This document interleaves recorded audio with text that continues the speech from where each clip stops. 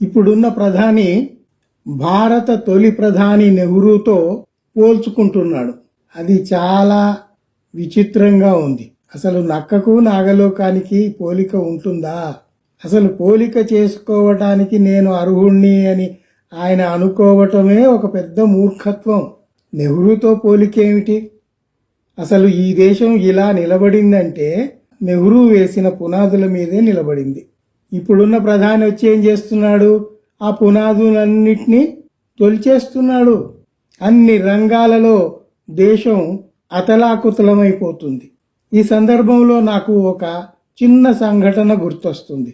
దేశానికి స్వాతంత్రం లభించిన తొలి రోజుల్లో పండిట్ జవహర్లాల్ నెహ్రూ ప్రధాని అయిన కొద్ది రోజులకు ఒక మహిళ చాలా ఆవేశంతో ఉక్రోషంతో పార్లమెంటు ఆవరణలోకి పరిగెత్తుకుంటూ వచ్చింది. మరి అక్కడ ఎవరు చెప్పారో తెలీదు. అదిగో వస్తున్నవాడే మన ప్రధాని పండిట్ జవహర్లాల్ నెహ్రూ అని ఎవరో చెప్తే ఆమె నేరుగా ఆయన దగ్గరికే పోయి ఆయన కాలర్ పట్టుకుని అరిచింది. ఈ దేశానికి స్వాతంత్రం వచ్చింది నిజమే, కానీ నాకేం వచ్చింది అని బిగ్గరగా అరిచింది. ఆమె ముఖం చూసి ఆమె ప్రవర్తన చూసి నెహ్రూకు అర్థమైంది, ఈమెదో తీవ్రమైన బాధలో ఉంది, ఆందోళన పడుతుంది అనుకుని ఒక చిరునవ్వు నవ్వి, దేశానికి స్వాతంత్రం ఎందుకు వచ్చింది అంటే దేశ ప్రధాని గల్లా పట్టుకొని నిలదీసే స్వేచ్ఛ ప్రతి పౌరుడికి వచ్చింది, అందువల్ల నీకు కూడా ఆ స్వేచ్ఛ వచ్చిందమ్మా అన్నాడు. ఆ మాటతో ఆమె తబ్బిబ్బైపోయి కాలర్ వదిలేసి దూరం జరిగి బేలగా చూడటం మొదలుపెట్టింది. అప్పుడు అమ్మా నీ సమస్య ఏమిటో ఇతనికి చెప్పండి, ఇతను నా పిఏ, మొత్తం చెబితే దాన్ని బట్టి మేము చర్యలు తీసుకుంటాము, అంతా సజావుగా జరుగుతుంది, ఏం బాధపడకు అని చెప్పి ఆయన ముందుకు కదిలిపోయాడు. అప్పటికి ఈ ప్రోటోకాల్లు, ఈ సెక్యూరిటీలు, ఈ పకడ్బందీలు అన్నీ లేవు. అప్పుడప్పుడే స్వాతంత్రం వచ్చిన తొలి రోజుల్లో. అందువల్ల ఆమె వచ్చి అట్లా ప్రవర్తించింది. దానికి నెహ్రూ ఏమీ బాధపడలేదు.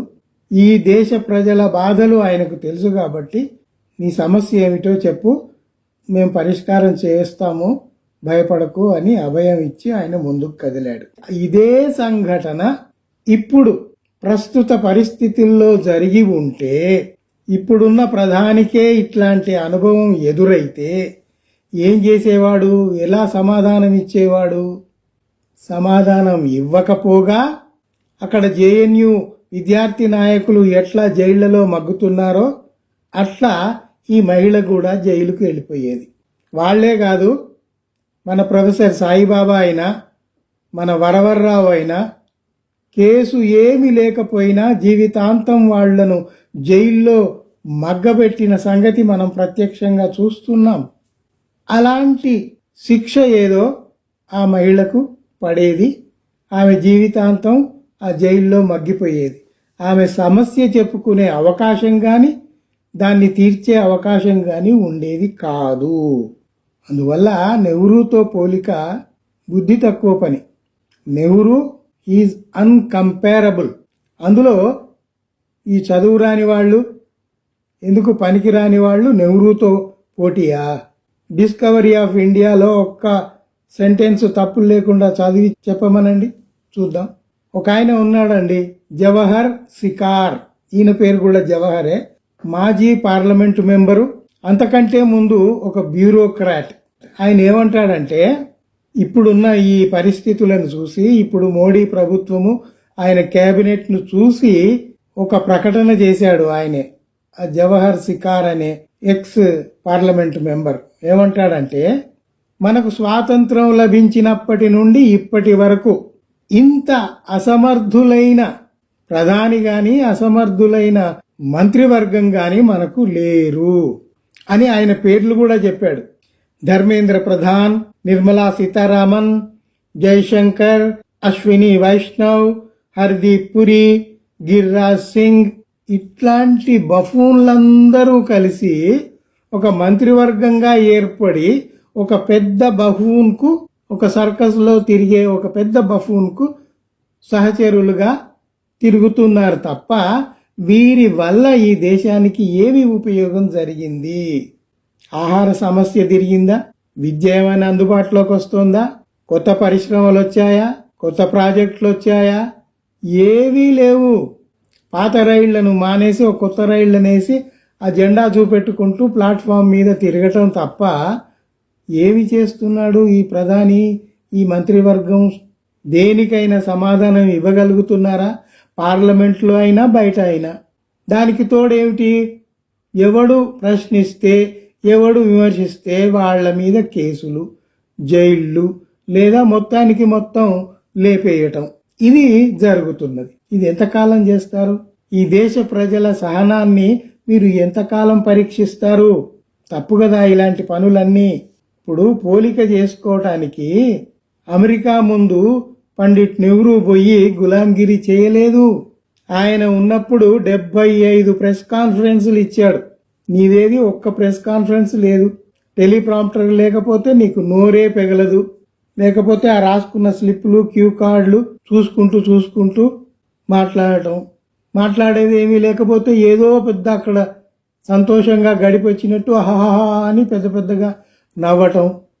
ఆ మోడీ మీడియా ఉంది కదా, అదే పెద్ద న్యూస్ అయినట్టు ఇక్కడ దేశ ప్రజలకు దాన్నే మళ్ళీ చూపటం.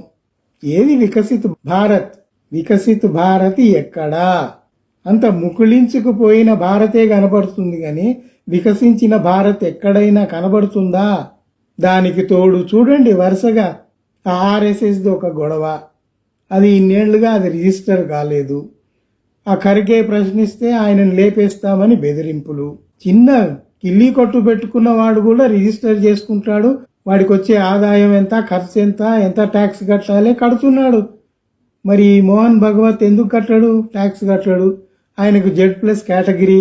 చూడండి, ప్రభుత్వ ఆధీనంలో లేని అయోధ్య రామాలయంలో కొన్ని 100 కోట్లు మాయమైపోయాయే, ఆభరణాలు మాయమైపోయాయే.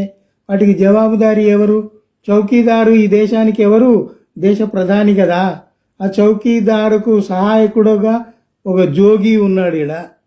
ఈ జోగికి కానీ ఆ చౌకీదారుకు కానీ స్పృహ లేదా?